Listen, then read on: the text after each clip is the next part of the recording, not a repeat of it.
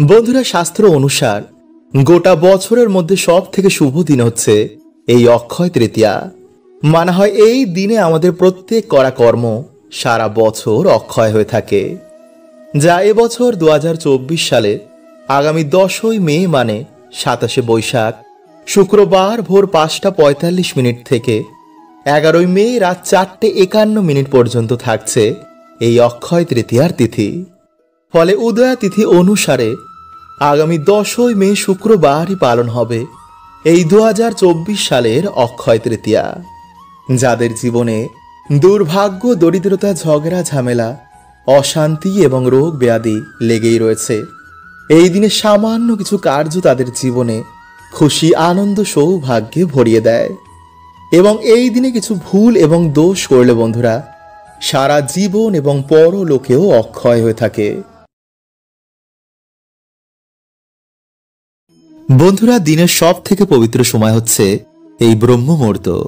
কারণ এই সময় বন্ধুরা আমাদের সৃষ্টি রচনা হয়, তাই এই সময়কে ঈশ্বরের সময়ও বলা হয়।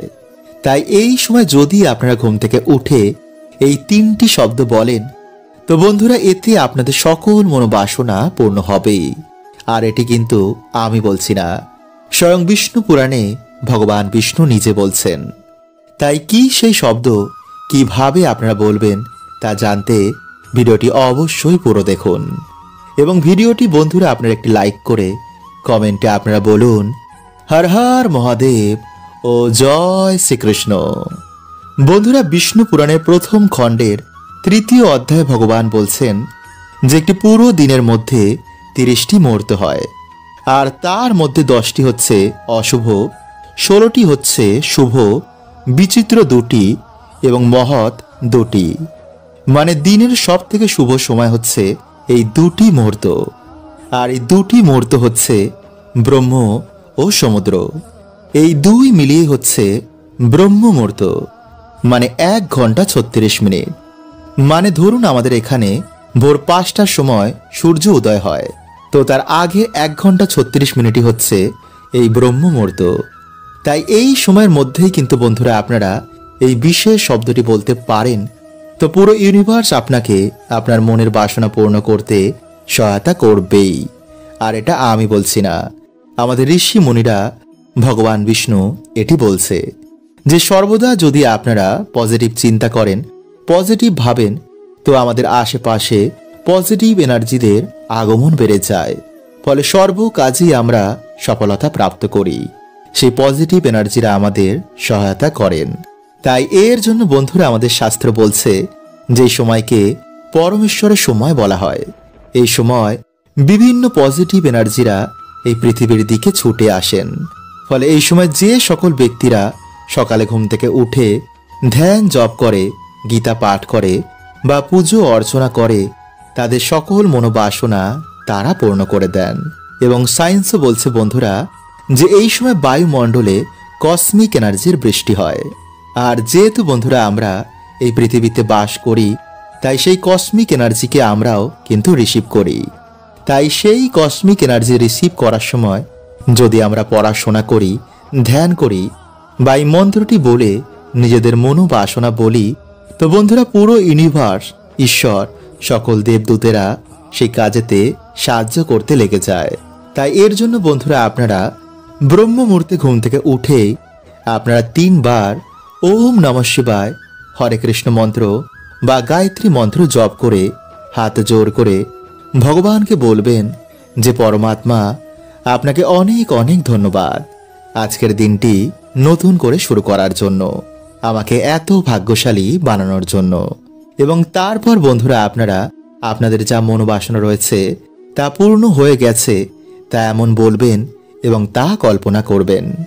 মানে ধরুন আপনার একটি ভালো চাকরি চাই, তো আপনারা কি বলবেন যে হে পরমাত্মা, আমাকে এত ভালো একটি চাকরি দেওয়ার জন্য আপনাকে অনেক অনেক ধন্যবাদ, আমাকে এত ধন সম্পত্তি দেওয়ার জন্য আপনাকে অনেক অনেক ধন্যবাদ।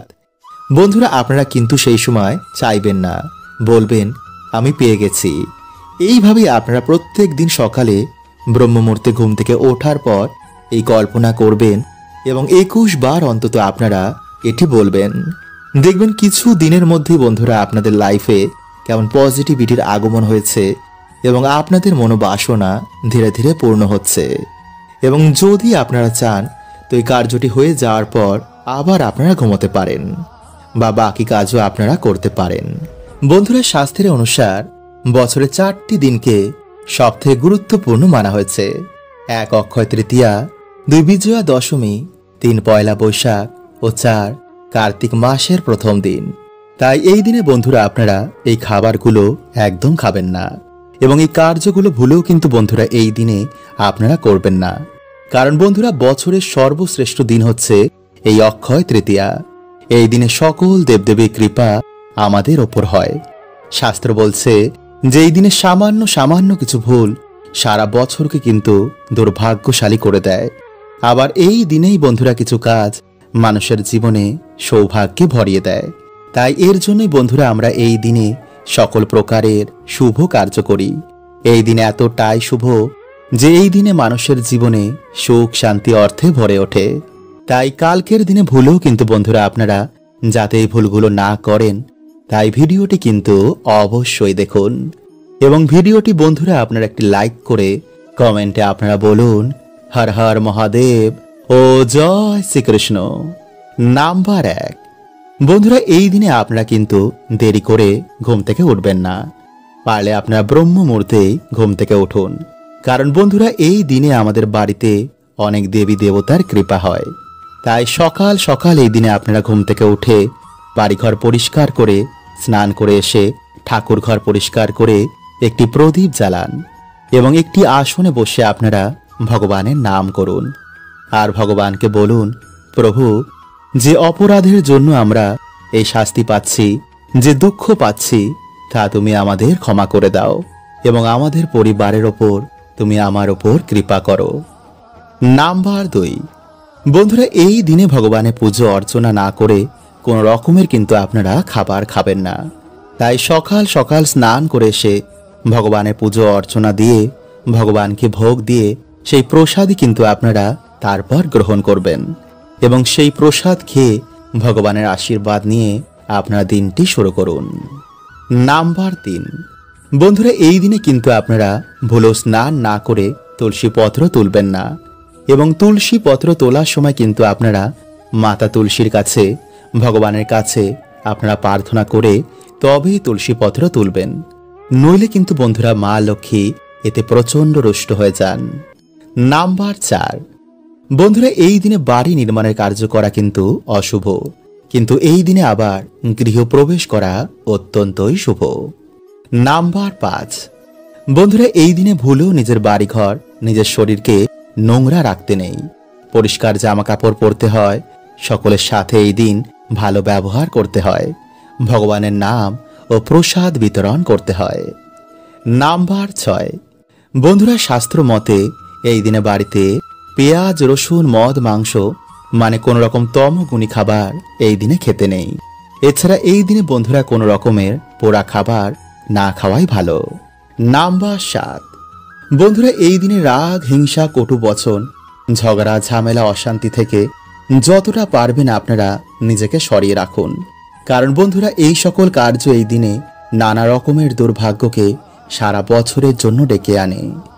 নাম্বার 8, বন্ধুরা এই দিনে যদি আপনাদের বাড়িতে কোনো গরিব দুঃখী আসে বা কোনো ভিখারি আসেন তো ভুলেও কিন্তু বন্ধুরা তাদের খালি হাতে ফেরাবেন না।